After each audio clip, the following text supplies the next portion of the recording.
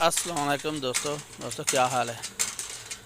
दोस्तों आज हम पानी भरने के लिए ना बाहर आए हैं गांव से। बस नज़दीक ही है, हमारे गांव का पानी कड़वा है इसलिए हम बाहर आए हैं। ये देखें, ठीक है, ये नलके से हम पानी भर रहे हैं। ये देखें,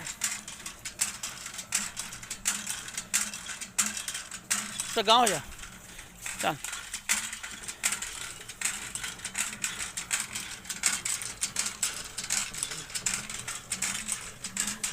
ये देखें,